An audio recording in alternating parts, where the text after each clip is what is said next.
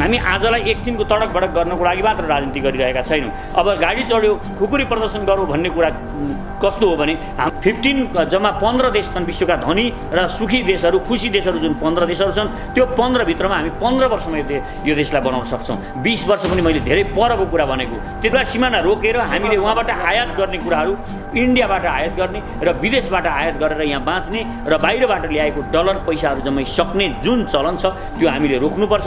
खुला प्रवेश आज्ञा लागू गर्नुपर्छ र यसरी जम्मै खुला रूपमा देशलाई नै खुला भाँडो जस्तो जहाँबाट जे हाले पनि हुने किसिमले यसरी कन्टेनर बनाउनु हुँदैन। हेर्नुहोस्, यो देशमा सबैभन्दा भ्रष्टाचार गर्ने मानिस भनेको बाबुराम भट्टराई र तिनकी श्रीमती हुन्। पहिलो कुरा हामीले यो बिर्सनु हुँदैन र यिनीका इतिहास बिर्सेर यिनका पुराना हिस्ट्री बिर्सेर हामीले अहिले मात्र बाबुराम भट्टराईले साखुल्य हुनुपर्ने कुनै पनि जरुरी छैन। बाबुराम भट्टराई भनेको यो देशको सबैभन्दा घातक र गन्दा मानिस हो।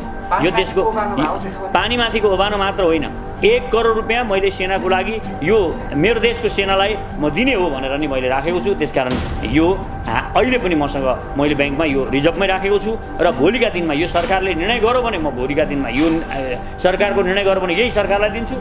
यो देश त वास्तवमा नबन्नुको मुख्य कारण भनेको त यो देशमा लुटिएको छ।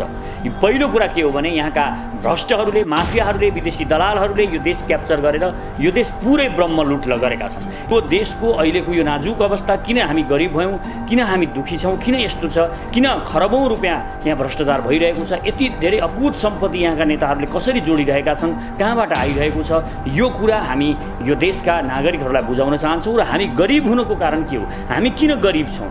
अरबौँ बजेटमा पनि यिनीहरू 20% बजेटमा पनि अरू बजेटहरू यिनीहरूले तपाईँ हेर्नुहोस्, त्यो झन्डै 15% बजेट यिनीहरूले भ्रष्टाचार गरेर सिद्धिएका छन्। 1 देखि 2% पनि काम यिनीहरूले गर्न सकेका छैनन्, गरेका छैनन्। यसरी कसरी देशको विकास हुन्छ। हामी त्यो 20% पुरा बजेट, त्यो 20% बजेट पनि लगानी हामी गर्छौँ र अरू जति पनि यी अहिलेका माफियाहरू भ्रष्टहरूले यो देश क्याप्चर गरेर देश लुटिरहेका छन्, त्यो पैसा पनि पञ्चायत कालदेखिको पैसा हामी निकाल्छौँ र त्यो पैसाले पनि हामी विकास कार्य गर्छौँ।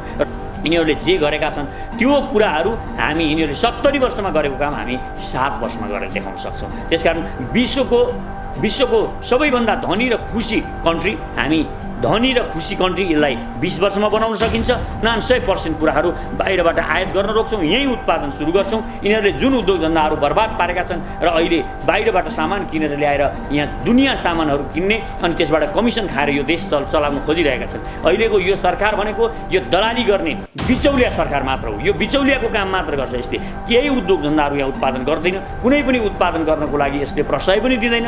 यदि हामी यो देशका नागरिकहरू गएर हामी मलेसिया बनाउन सक्छौँ, यो देशका नागरिकहरू गएर हामी अरब बनाउन सक्छौँ भने हामी आफ्नो देश पनि बनाउन सक्छौँ। यो विश्वास गर्न पनि जरुरी छ। आदरणीय दर्शकबिन नमस्कार। आज हामीसँग विशेष कुराकानीका लागि हुनुहुन्छ म सजित नेपाली पार्टीका चाहिँ संयोजक पुण्य प्रसाद प्रसाई हुनुहुन्छ। उहाँसँग विशेष गरेर पछिल्लो अवस्थामा चाहिँ उहाँले चाहिँ पार्टी गठन गर्नुभएको छ। योसँग चाहिँ उहाँ चाहिँ देश दौडाहरूमा चाहिँ उहाँ दौडिरहनु भएको छ र उहाँ पछिल्लो अवस्थामा के गर्दै हुनुहुन्छ, साथै अहिलेको राजनीतिक परिवेशलाई चाहिँ कसरी हेरिरहनु भएको छ, यो विषयमा कुराकानी गर्दैछौँ। प्रसाई सर, यहाँलाई हार्दिक स्वागत छ। धन्यवाद छ सर। आराम हुनुहुन्छ? एकदम ठिकठाक छ।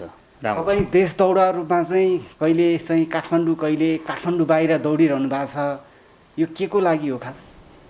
यो देशको अहिलेको अवस्था यहाँहरू सबैलाई थाहा छ। देश एकदमै सङ्कटपूर्ण स्थितिमा आइसकेको छ र यो देशको सार्वभौम सत्ता, यो देशको अखण्डता यो नै खतरामा पर्ने अवस्था सिर्जना गरेका छन् यहाँका पुराना दल, पुराना पार्टीहरूले र पुराना नेताहरूले।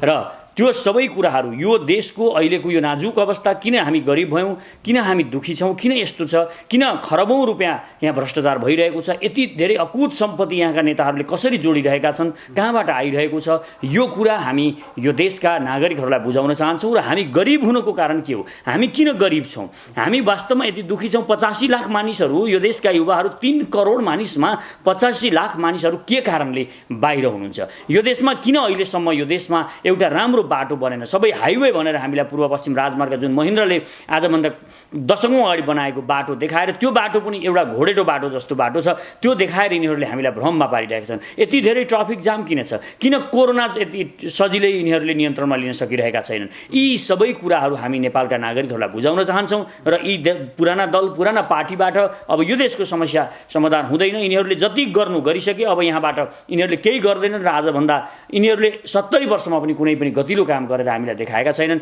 त्यसकारण यो कुरा हामी यो देशका नागरिकहरूलाई बुझाउन चाहन्छौँ। त्यसैले हामी कहिले काठमाडौँमा हुन्छौँ त कहिले हामी राजधानी बाहिर भइरहेका हुन्छौँ भने अब चाँडै हामी सुदूरपश्चिममा जाँदैछौँ। कहिले बाहिर जानुहुन्छ, कहिले काठमाडौँमा चाहिँ विभिन्न आन्दोलन गर्नुहुन्छ, कहिले खुकुरी प्रदर्शन गर्नुहुन्छ। म सचेत नेपालीले चाहिँ गर्नु खोजेको के हो, कहिले चाहिँ लाखौँको गाडीमा चाहिँ एउटा भिडियो बनाउनुहुन्छ भन्ने खालको एउटा जनताहरूले भनिरहेका छन्। यो सचेत नेपालीले चाहिँ कस्तो खालको चलखेल गर्नुलाई अब पछिल्लो अवस्थामा भन्ने खालको चाहिँ एउटा आरोप लगाइरहेका छन्। खास के हो यो? होइन, आरोप लगाउनुको कुनै तुक छैन। किनभने हामीले के पनि भनेका छौँ भने हामीले अहिले यो देशका नागरिकहरूबाट नै हामीले यो पार्टीलाई चलाउने हो भनिरहेका छौँ भने अहिले हामीले 1 रुपियाँ पैसा कोहीबाट पनि कसैसँग पनि 1 रुपियाँ पैसा लिएका छैनौँ। अहिले यो पार्टीको लागि जति पनि खर्च भइरहेको छ भने मैले व्यक्तिगत रूपमा आफ्नो लगानी आफ्नै पकेटबाट खर्च गरिरहेको छु। त्यसकारण मलाई जसले पनि अभियोग लगाइरहनु भएको छ, अभियोग लगाउनुहुन्छ भने ती चन्दा उठाएर आफ्नो पेट पाल्नेहरू हुन सक्छन्। चन्दा उठाएर पेट पाल्नेहरूले उनीहरूलाई के लाग्छ भने सबैलाई यसरी नै लुटेरै सम्पत्ति आएको हुन्छ भन्ने लाग्छ। मैले दुःख गरेर यो देशका नागरिकहरूमा मैले आफ्ना पुस्तकहरू अथवा दर्जनौँ पुस्तकहरू लेखेर 100 भन्दा बढी पुस्तकहरू लेखेर 1000 भन्दा बढी पुस्तकहरू छापेर अनि मैले कागज कारखानादेखि अनेक उद्योगहरू गरेर मैले आफूले आफ्नो लागि यो बनाएको छु। र यो बनाएर मैले म एउटा किसानको छोरो हुँ, म एउटा गरिब किसानको छोरो हुँ, तर मैले आएर यसरी गर्न सक्छु भने अरूले पनि गर्न सक्छन् भन्ने आत्मविश्वास पनि म यो देशका नागरिकहरूमा दिन चाहन्छु। र हामीले के कुरा चाहिँ स्पष्ट हो भने हामीले 1 रुपियाँ पैसा पनि कोहीबाट अहिलेसम्म लिएका छैनौँ। यो हामी भविष्यमा हामी कसरी अगाडि बढ्छौँ त्यो पनि हामी बताउन चाहन्छौँ। हामी अरूको जस्तो गरिब पार्टी पनि हुन चाहदैनौँ। भविष्यमा हामी हाम्रा सदस्यबाट हाम्रो के पनि लक्ष्य छ भने हामी 5 वर्षदेखि 15 वर्षभित्रमा हामी यो नेपालको सबैभन्दा झन्डै 7-8 अरब रुपियाँ पैसा भएको पार्टी पनि बन्न चाहन्छौँ। र त्यो हाम्रा सदस्यहरूबाट 1-1 पैसा जोगाएर हामी बनाउन चाहन्छौँ। र त्यसैबाट हाम्रो पार्टीको आफ्नो फन्डबाट नै हामी विभिन्न किसिमका साना घरेलु उद्योगहरू सञ्चालन गर्न चाहन्छौँ र कृषिका कर्महरू गर्न चाहन्छौँ र हामी रोजगारी पनि सिर्जना गर्न चाहन्छौँ। हामी यो सुनियोजित रूपमा हामी आजलाई एकछिनको तडक भडक गर्नको लागि मात्र राजनीति गरिरहेका छैनौँ। अब गाडी चढ्यो खुकुरी प्रदर्शन गरौँ भन्ने कुरा कस्तो हो भने हाम्रो नवनिर्माण सेना हामीले बनाइरहेका छौँ। नवनिर्माण सेनाबाट हामी उसलाई यो देशको सीमा रक्षाको लागि पनि भविष्यमा नागरिकहरूलाई नै तयार गर्नुपर्छ भन्ने भावना अन्तर्गत हामीले यो नवनिर्माण सेना हामीले बनाएका छौँ। र यो नवनिर्माण सेना हाम्रो खुकुरी बोक्ने सेना नै बन्छ भन्ने पनि हामी यहाँ अवगत गराउन चाहन्छौँ। भने जुन गाडी भन्ने छ, अब म मेरो आफ्नै पनि केही गाडीहरू भएको कारणले मलाई गाडीमा चढेर कसैले मेरो इन्टरभ्यू लिन्छु भन्यो भने त्यो कुनै ठुलो कुरा होइन, त्यो कुनै फन्डा गरिरहनु पर्ने र त्यत्रो ठुलो कुरा होइन। किनभने मसँग 1-2टा गाडी अलरेडी छन्। एउटा किसानको छोरा पनि भन्ने, गाडी पनि चढ्ने, एउटा विभिन्न ठाउँमा गएर कार्यक्रम पनि गर्ने, देश बनाउँछु पनि भन्ने, त्यो खालको के चलखेल हो भन्ने खालको एउटा जनताको जिज्ञासा मात्रै हो। यो त्यति ठुलो कुरा त होइन। र तपाईँले चाहिँ सेनालाई चाहिँ 1 करोड रुपियाँ चाहिँ सहयोग गर्छु भन्नुभएको थियो, यो कुरा चाहिँ के भइरहेछ? अब यो देशको सेनालाई सर्वशक्तिमान नबनाइकन यो देशको स्वाभिमान उच्च हुन सक्दैन, यो देशका नागरिकहरूको आत्मविश्वास बढ्न सक्दैन भन्ने कुरामा म अहिले पनि अडिग छु। हाम्रो पार्टी अडिग छ, सचेत नेपाली पार्टी अडिग छ। र सचेत नेपाली पार्टीको अन्तिम लक्ष्य के हो भने हामी जब सर्वपहिचानवाद, नागरिक समाजवाद र समतावादका जुन विश्व दृष्टिकोण लिएर आएका छौँ, हामी यो दृष्टिकोणबाट जब हामीले अब 2 वर्ष पछाडि निर्वाचन जितेर हामी शक्तिमा पुग्छौँ, सत्तामा पुग्छौँ, तब हाम्रो पहिलो काम नै यो देशको सेनालाई सर्वशक्तिमान बनाउने हुन्छ, यो देशमा पूर्वाधारहरू निर्माण गर्ने हुन्छ। र अहिले पनि मैले के भनेको हो भने अहिले पनि हामी भोलिको लागि हामी यो छलफल पनि गर्दैछौँ। यदि आवश्यकता पर्यो भोलि हामी सरकारमा जानुभन्दा अगाडि हामीले यो देशको सेनालाई सर्वशक्तिमान बनाउनु पर्यो र यो देशको अहिलेको सरकारले नै कुनै निर्णय गरेर यो देशको सेनालाई शक्तिमान बनाउँछु भन्यो भने त्यो 1 करोड रुपियाँ मसँग अहिले पनि मैले राखिरहेको छु। जुन बेला पनि यो सरकारलाई म दिन सक्छु यदि उसले यो निर्णय गर्छ भने, यदि यो निर्णय उसले यो देशको सेनालाई शक्तिमान बनाउनको लागि वेपन्स किन्नको लागि उसले निर्णय गर्छ भने हामी अहिले पनि त्यो गर्न म तयार छु। अहिले पनि 1 करोड तपाईले चाहिँ जोगाएर राख्नु? मैले सेनाको लागि भनेरै राखेको छु। 1 करोड रुपियाँ मैले सेनाको लागि यो मेरो देशको सेनालाई म दिने हो भनेर नि मैले राखेको छु। त्यसकारण यो अहिले पनि मैले ब्याङ्कमा यो रिजर्भमै राखेको छु र भोलिका दिनमा यो सरकारले निर्णय गर्यो भने म भोलिका दिनमा यो सरकारको निर्णय गर्यो भने यही सरकारलाई दिन्छु र होइन अब हामी पार्टी बनाइरहेका छौँ, हामी सङ्घर्ष गरिरहेका छौँ, हामी यो देशका नागरिकहरूलाई बुझाइरहेका छौँ। यदि यो सरकारले गरेन भने पनि भोलि हामी सरकारमा पुगेर हामी आफै यो देशको सेनालाई सर्वशक्तिमान बनाउँछौँ। त्यो बेला मेरो आफ्नो 1 करोड रुपियाँ पनि त्यो सेनालाई शक्ति सञ्चय गर्नको लागि जान्छ, त्यो म लगानी गर्छु। त्यो चाहिँ तपाईँको व्यक्तिगत तर्फबाट हुन्छ कि पार्टीको तर्फबाट? मेरो व्यक्तिगत। अहिले पार्टीसँग हाम्रो फन्ड छैन। अहिले हाम्रो पार्टीसँग 1 रुपियाँ पैसा पनि छैन अहिले हामीसँग। र हामी अहिले पनि जति लागेको छ मैले र केही साथीहरूले अलिअलि उठाएर हामीले खर्च गरेका छौँ।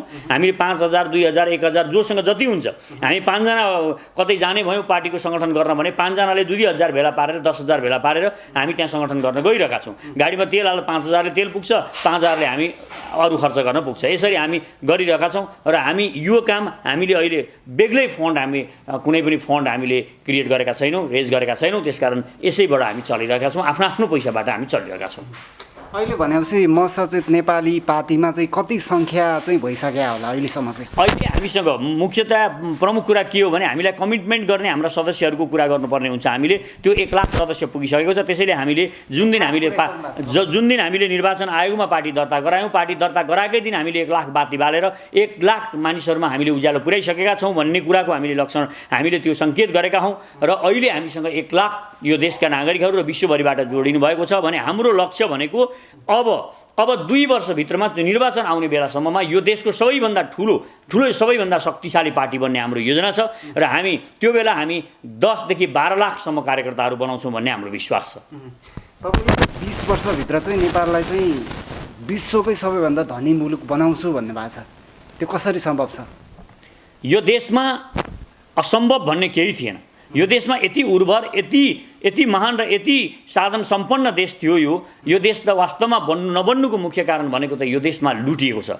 पहिलो कुरा के हो भने यहाँका भ्रष्टहरूले, माफियाहरूले, विदेशी दलालहरूले यो देश क्याप्चर गरेर यो देश पुरै ब्रह्म लुट गरेका छन्। यिनीहरू तपाईँ अहिले वडाध्यक्षदेखि लिएर वडा सदस्यदेखि लिएर तपाईँ केन्द्रसम्म हेर्दै जानुहोस्, केन्द्रसम्म यहाँ सिंहदरबारमा जानुहोस्, तपाईँ सिंहदरबारमा अरबौँका भ्रष्टाचारका बयान तपाईँले पढेर आउनुभएको हुनसक्छ। किनभने पढ्नुभएको छ अहिले अरबौँ भ्रष्टाचार गरेका छन् प्रचण्डहरू, केपी ओलीहरू र यिनीहरूका वरिपरिका मानिसहरू, यी माधव नेपालहरू, शेरबहादुर देउवा, बाबुराम भट्टराईहरू, यिनीहरूले त यो देश लुटिकन बर्बाद पारेका छन्। यिनीहरूले जुन लुटेका छन्, यहाँका कर्मचारी ब्युरोक्राट्सहरूले जुन सम्पत्ति यो देशको सम्पत्ति ब्रह्मलुट गरेका छन्, त्यो सम्पत्ति मात्र हामीले फिर्ता ल्याउन सक्यौँ भने खरबौँ रुपियाँ हुन्छ भने अरू धेरै कुराहरू छन्। यिनीहरूले आफ्नै बजेट पनि जुन 20% विकास बजेट भनेका छन्, त्यो 20% बजेट पनि यिनीहरूको अहिले तपाईँले सुन्नुभयो होला अरबौँ बजेट अहिले फ्रिज भएको छ। अरबौँ बजेट यिनीहरूले एउटा पनि काम गर्न सक्दैन। त्यो अरबौँ बजेटमा पनि यिनीहरूले 20% बजेटमा पनि अरू बजेटहरू यिनीहरूले तपाईँ हेर्नुहोस्, त्यो झन्डै 15% बजेट यिनीहरूले भ्रष्टाचार गरेर सिद्धिएका छन्। 1 देखि 2% पनि काम यिनीहरूले गर्न सकेका छैनन्, गरेका छैनन्।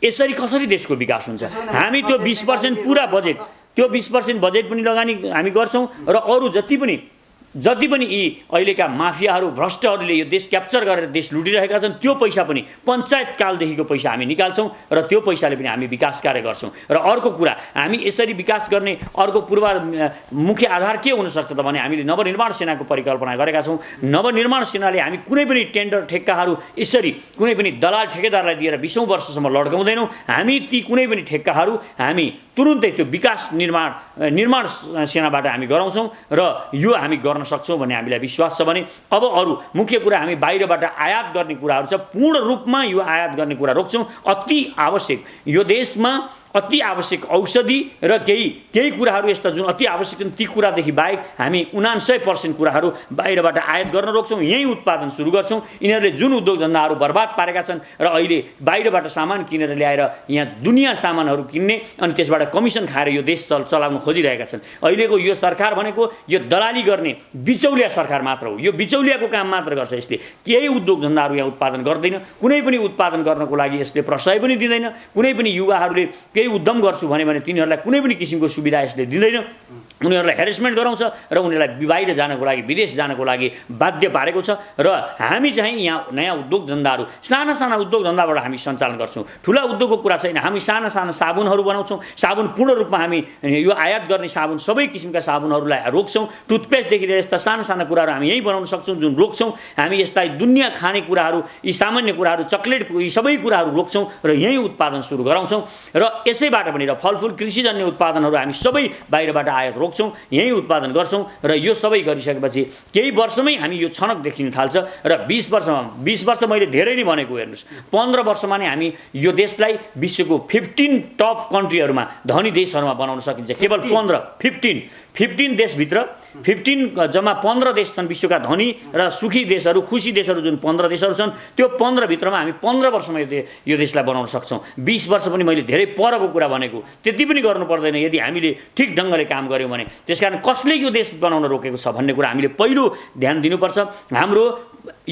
हामीले जुन खुला सिमाना छ, खुला सिमाना हाम्रो दुःखको प्रमुख कारण हो। हामीले पहिला त्यो खुला सिमाना रोक्नुपर्छ। खुला सिमाना रोकेर हामीले उहाँबाट आयात गर्ने कुराहरू, इन्डियाबाट आयात गर्ने र विदेशबाट आयात गरेर यहाँ बाँच्ने र बाहिरबाट ल्याएको डलर पैसाहरू जम्मै सक्ने जुन चलन छ त्यो हामीले रोक्नुपर्छ। खुला प्रवेश आज्ञा लागू गर्नुपर्छ र यसरी जम्मै खुला रूपमा देशलाई नै खुला भाँडो जस्तो जहाँबाट जे हाले पनि हुने किसिमले यसरी कन्टेनर बनाउनु हुँदैन। यो देशमा हामीले उत्पादन गर्नुपर्छ। युवाहरूलाई रोजगारी सिर्जना गर्नुपर्छ। अरबौँको मासु आउँछ, अरबौँका फलफुलहरू आउँछन्। यो भनेको यो देशको लागि बर्बादीको कथा सुरु भएको छ। यो अहिलेदेखि सुरु भएको होइन, यो जङ्गबहादुरको समयदेखि सुरु भएको छ र यही सिस्टममा यो देश चलाइरहेका छन्। त्यसकारण हामी यो सब रोक्छौँ र रोक्न साथ यो देशमा 2 देखि 3 वर्षमा हामीले यो देशमा के गर्न खोज्दैछौँ लक्षणहरू देखिन थाल्छन् र हामी बनाएर देखाउँछौँ। यिनीहरूले बनाएका बाटा तपाईँ अहिले पनि हिसाब गरेर राख्नुहोस्। मैले भन्ने गरेको छु यिनीहरूले जे गरेका छन् त्यो कुराहरू हामी यिनीहरूले 70 वर्षमा गरेको काम हामी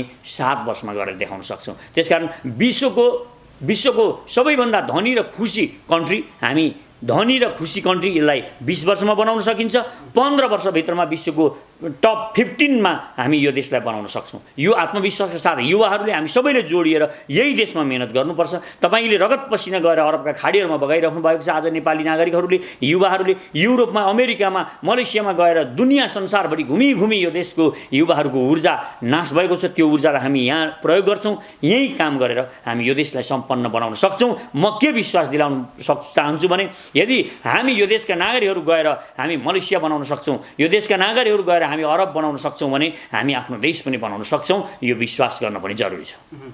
पक्कै पनि प्रसाद सर, पछिल्लो अवस्थामा यो नेपालको राजनीतिक परिवेशलाई चाहिँ कसरी हेरिरहनु भएको छ? साथै केही समय अगाडि मात्र बाबुराम भट्टराईले दिनुभएको अभिव्यक्तिमा चाहिँ 9 खर्ब चाहिँ प्रचण्ड लगायतका केही व्यक्तिले चाहिँ भ्रष्टाचार खुलेलाम गरेको छ भन्ने खालको अभिव्यक्ति दिनुभएको थियो। त्यसलाई चाहिँ कसरी हेर्नुहुन्छ तपाईँ?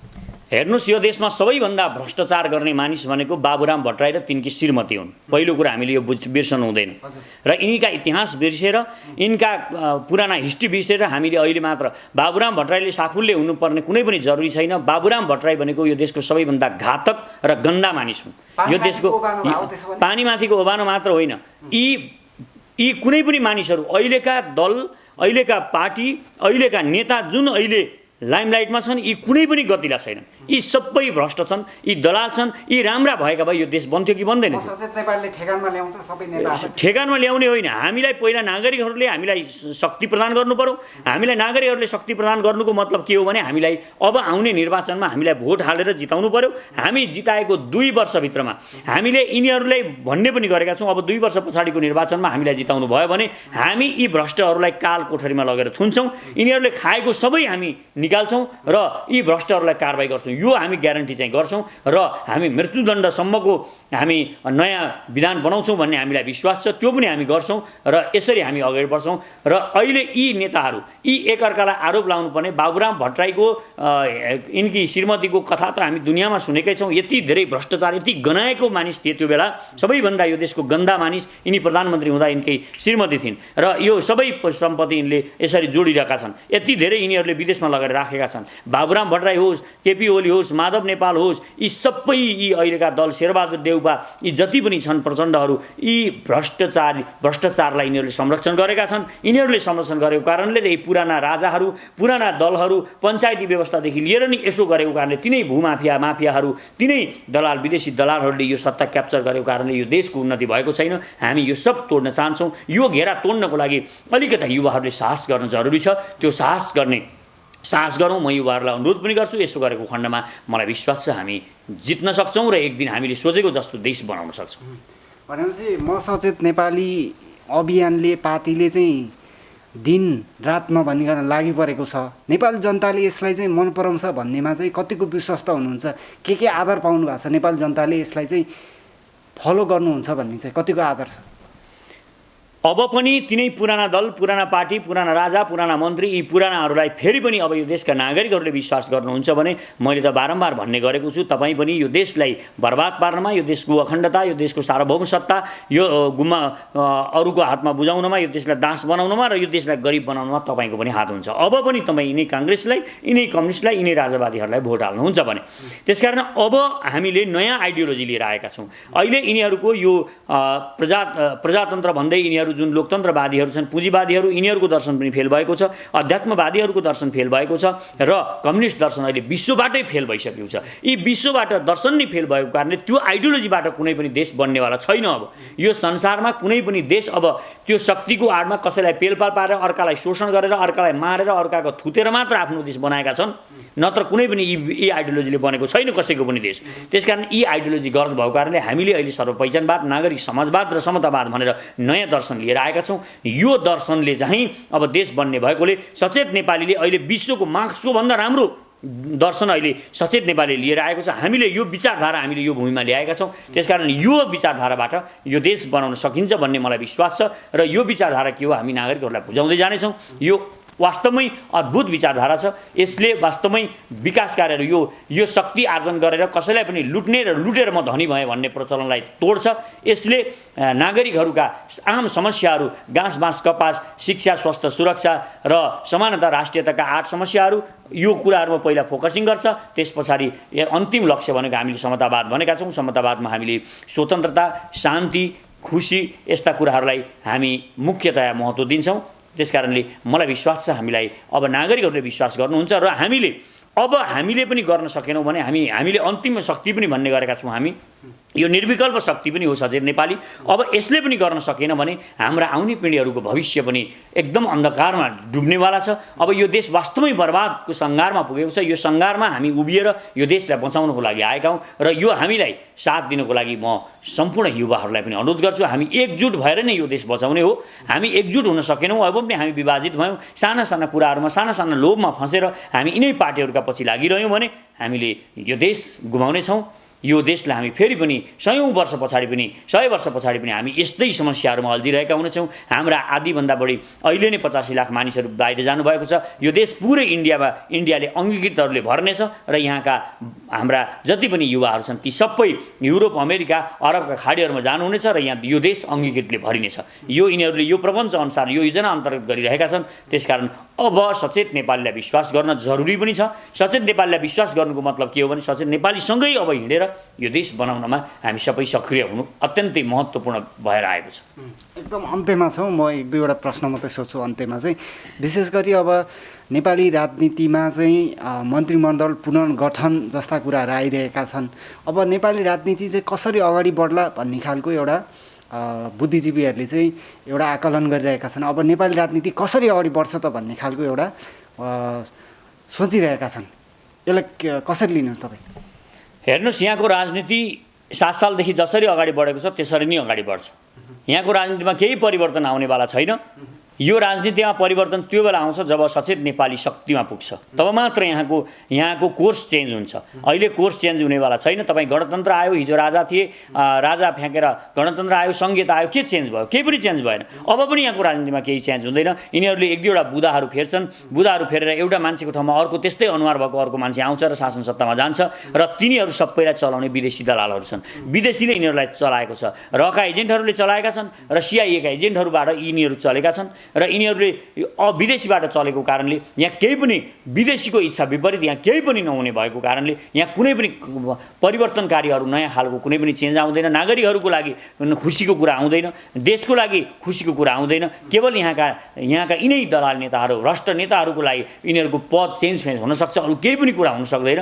त्यसकारण तपाईँ के विश्वास गर्नुहोस् भने अब पनि यो देशमा कुनै खालको नयाँ खालको परिवर्तन यिनीहरू ल्याउँदैन। नयाँ परिवर्तन ल्याए भने पनि पुरा कुरा पुरानै हुन्छ, नागरिकलाई त्यसबाट केही पनि फाइदा हुँदैन। यिनीहरू विदेशीको चङ्गुलमा फँसेका छन्। अहिलेका सबै दलहरू यहाँका प्रायःजसो सबै राजावादी हुन् या कुनै पनि वादीहरू हुन्, कम्युनिस्ट हुन्, प्रजातन्त्रवादी हुन्, काङ्ग्रेस हुन्, यी सबै अहिले विदेशीको चङ्गुलमा विदेशीबाट सञ्चालित छन्। त्यसकारण यी विदेशबाट सञ्चालित मानिसहरूबाट यो देशको भलो हुनेवाला छैन। विश्वास नगर्नुहोस्। अब सचेत नेपाली नै अन्तिम विकल्प हो। यो निर्विकल्प शक्ति बनेर अब आउँदैछ। त्यसकारण सचेत नेपालीलाई विश्वास गरौँ, सचेत नेपालीका कुराहरू सुनौँ, सचेत नेपाली के भन्न खोजिरहेको छ वास्तवमा यो बुझ्न पनि जरुरी छ। हामीले अब नयाँ सिराबाट हामीले सोच्न जरुरी छ। सचेत नेपाली पहिलो त हामी यो देशका नागरिकहरूलाई यहाँका सबै समस्याहरू हामी कसरी गरिब भयौँ, हामी गरिब हुनुको कारण के हो यो खोज्न खोजिरहेका छौँ। हामी यो बताउन खोजिरहेका छौँ। हामी भोको छौँ, हामी उद्योग धन्दा गरिरहेका छैनौँ, यो देशमा उद्योग धन्दा छैन, केही पनि छैन, यो देशमा रोजगारी छैन। यति सम्पन्न छ, यति राम्रो सुन्दर देश छ, तर सब केही पनि छैन। किन छैन? यो सबै यो देशका यिनै नेताहरू यिनै दलहरूको कारणले भएको छ भनेर हामी नागरिकहरूलाई बुझाउँछौँ र हामी कसरी गर्न चाहन्छौँ यो पनि हामी नागरिकहरूलाई बुझाउँछौँ। र एक दिन हाम्रो आइडियोलोजीले सचेत नेपालीले जुन सोच लिएर आएको छ, यो सोचले यो देश जुन दिन चल्छ, जुन दिनदेखि चल्न थाल्छ, त्यो दिनदेखि मलाई विश्वास छ हामी वास्तवमा चाहेको जस्तो, हामीले सोचेको जस्तो नेपाल हामी बनाउन सक्छौँ। अन्त्यमा चाहिँ कुलमान घिसिङलाई चाहिँ ल्याउने कुरा गर्दा गर्दै चाहिँ त्यो कुरा पनि सेलाएको छ, त्योसँगै डाक्टर केसीको कुरा पनि जोडिया छ। यो दुईटा विषयलाई चाहिँ कसरी लिनुहुन्छ अन्त्यमा छोटोमा? पहिलो कुरा के हो भने यहाँ राम्रा मान्छेहरूलाई इतिहासदेखि नै जुन दिनदेखि हाम्रो देश विदेशीहरूबाट सञ्चालित हुन थाल्यो त्यो दिनदेखि यो देशका भलो चाहने कोही पनि मानिसहरूको राम्रो भएको छैन। डाक्टर गोविन्द केसीको मात्र होइन, कुलमान घिसिङको मात्र होइन। तपाईँ हेर्नुहोस्, गणेशमान जस्तो मानिसलाई रुवाउँदै रुवाउँदै रुवाउँदै पार्टीबाट निकालियो, उहाँले पार्टी छोड्नु पर्यो। कृष्णप्रसाद भट्टराई जस्तो मानिसलाई निकालियो किनभने उहाँ विदेशीको चङ्गुलमा फस्नु भएको थिएन। त्यस्तै मदन भण्डारीहरूलाई मारियो। तपाईँ राजदरबार हत्याकाण्डको बारेमा त हामी सबैलाई थाहा छ। यो सब किन भयो भने यो देशको राम्रो चाहने मानिसहरू, यो देशको भलो चाहने मानिसहरू, यो देशमा राम्रो होस् भन्ने चाहने र त्यसको लागि नागरिकहरूको लागि सोच्ने मानिसहरूलाई कि मारिन्छ कि यसरी नै डाक्टर गोविन्द केसी जस्तो भोकै मार्न पनि सकिन्छ र कुलमान घिसिङले जस्तो अवसर नदिन पनि सकिन्छ। यो गर्छन् यिनीहरूले किनभने यी सबै विदेशीको इसारामा, विदेशीको योजनामा काम गरिरहेका छन्। उनीहरू यो देश सम्पन्न भएको विदेशी चाहँदैन किनभने यो देश सम्पन्न भयो, यो देशका नागरिकहरू धनी भए, यो देशका नागरिकहरू शिक्षित भए, यो देशका नागरिकहरू खुसी र सम्पन्न भए भने उनीहरूले जे सोचेका छन् त्यो हुँदैन। त्यो नहुने भएको कारणले गर्दाखेरि उनीहरू यहाँका कम्युनिस्ट काङ्ग्रेसहरू मार्फत, यहाँका राजावादीहरू मार्फत यो देशलाई विदेशीहरूले गरिब नै राख्न चाहन्छन्, अशिक्षित नै राख्न चाहन्छन्। यो उनीहरूको यो योजना नै भएको कारणले गर्दाखेरि यहाँका गोविन्द केसीको पनि कुनै सुनवाई हुँदैन, कुलमान घिसिङको पनि सुनवाई हुँदैन र गोविन्द केसी जस्ता मानिसहरू कुनै पनि बेला अनसन बस्दै मर्नुभयो भने यो अनौठो समाचार पनि हुँदैन। किनभने यो हिटलरको जस्तो सोच भएको मानिसले शासन सत्ता सञ्चालन गरेका छन्, भ्रष्ट दलालहरूले शासन सत्ता सञ्चालन गरेको यो देशमा र प्रतिपक्षीहरू पनि त्यस्तै भएको यो देशमा उनका कुरा सुनिन्छन् जस्तो मलाई लाग्दैन, नागरिकका कुरा सुनिन्छन् जस्तो मलाई लाग्दैन। अन्त्यमा आम दर्शकहरूलाई के भन्नुहुन्छ? म संसारभरिका नेपाली नागरिकहरूसँग अनुरोध गर्छु, हामी के भन्न खोजिरहेका छौँ, हामी के गर्न खोजिरहेका छौँ, कम्तीमा चासो राखिदिनुहोस्। हामीलाई हुँदैन मात्र भनेर नबस्नुहोस्। हुन्छ, गर्न खोजेपछि, गर्न चाहेपछि र गर्ने साहस गरिसकेपछि हुन्छ। एकदम ठुलो चट्टान छ, यो चट्टान कहिल्यै फोर्न सकिँदैन भनेर नबस्नुहोस्। एउटा सानो कथाबाट म यसलाई टुङ्ग्याउन पनि चाहन्छु। एउटा मानिसको खेतमा, एउटा किसानको खेतमा एउटा ठुलो चट्टान रहेछ। त्यो चट्टानको कारणले त्यो पिँढीदेखि अगाडिदेखि नै उसको बाजेदेखि नै त्यो चट्टान त्यो खेतमा भएको कारणले कहिले पनि उनीहरूको प्रगति भएनछ। किनभने जोत्ने बेलामा, केही काम गर्ने बेलामा त्यसले बाधा पुर्याउँदो रहेछ र एक दिन एउटा किसानले चाहिँ त्यो चट्टानलाई फोर्ने विचार गरेछन्। उनले फोर्नलाई एउटा घन पनि किनेर ल्याए, बजारमा गए, घन किनेर ल्याए र एक पटक दुई पटक उनले हाने, दिनै पछि गएर घनले त्यो चट्टान फोर्न थाले। यो उनलाई के लाग्यो भने यो चट्टान फोरिसकेपछि मेरो खेत एकदम राम्रो हुन्छ र त्यो खेतबाट म राम्रो उत्पादन गर्न सक्छु भन्ने उनलाई लागेको कारणले उनले फोरे। 1 महिना 2 महिनासम्म उनले त्यो चट्टानमा हानेकै गरे, तर चट्टान फुटेन। चट्टान नफुटेपछि उनी हरेस खाए, हार खाए र उनले आफ्नो घन लगेर घरमा कतै थन्काइदिए र अब मैले यो चट्टान कहिल्यै पनि फुटाउन नसक्ने रहेछु भनेर उनी चुपचाप लागेर थानको लागेर फेरि त्यही गरिबीमा बाँच्न थाले। त्यही गरिबीमा त्यसरी नै पुरानै जसरी खेती गरिरहेका थिए त्यसरी नै खेती गर्न थाले। अब एक दिन यसरी समय बित्दै गयो र उनका महिनौँ 1 वर्ष जति बितिसकेपछि एक दिन अचानक फेरि उनको आँखा त्यो घनमा पुगेछ। त्यो घनमा पुगेपछि उनले सोचे, ओहो एकपटक फेरि प्रयास गर्नु पर्यो, आज फेरि गएर त्यो चट्टानलाई हान्नु पर्यो भनेर उनी त्यो घन लिएर गए र एकपटक जोरदार रूपमा त्यो घनले त्यो चट्टानमा हाने र त्यो चट्टानमा हान्ने बित्तिकै त्यो घन फुट्यो, त्यो चट्टान फुट्यो र चट्टान फुट्ने बित्तिकै उनले त्यो खेत उनको एकदमै त्यो उर्वर भूमि थियो र ती चट्टानका टुक्राहरू उनले फाले र उनले उन्नति गरे। त्यसकारण यो वर्षौँदेखिको यी काङ्ग्रेसीहरू, यी कम्युनिस्टहरू, यी दलहरू, पुराना दलहरू, यी पुराना माफियाहरू, भ्रष्ट नेताहरू यिनीहरूले क्याप्चर गरेका छन्। अब यिनीहरूलाई हामी सम्झाउन सक्दैनौँ, यिनीहरूलाई हामी निकाल्न सक्दैनौँ भनेर हामी चुपचाप लागेर नबसौँ। हामी हिम्मत गरौँ, हामी साहस गरौँ। अन्तिम पटक एउटा घन प्रहार गर्न जरुरी छ। हामीले धेरै पटक हानेका छौँ, केही हुँदैन भनेर हामी हरेस खाएर बसेका हुन सक्छौँ, तर हुन्छ आउनुहोस् हामी सबै मिलेर यो देशका नागरिकहरू 3 करोड नागरिकहरू एकचोटि मिलेर यो घन उठाउँ र यहाँ प्रहार गरौँ। यो फोडिनेछ, यो फुट्नेछ, यो चट्टान फुट्नेछ र हामी फेरि सम्पन्न र शक्तिशाली बन्नेछौँ। हामी यो देशलाई फेरि शक्तिशाली बनाउन सक्छौँ। विश्वास गरौँ, यो देशलाई धनी र सम्पन्न खुसी बनाउन सक्छौँ। विश्वास गरौँ, यति विश्वास गरेको खण्डमा हामी वास्तवमै हामीले सोचेको जस्तो देश बनाउन सक्छौँ। यसको लागि हामी प्रयास गरौँ। प्रयासै नगरिकन यो सम्भव छैन भनेर हामीलाई मजाक उडाएर नबसौँ। प्रयास गरेपछि, सम्भव र असम्भव प्रयास गरेपछि मात्र थाहा हुन्छ।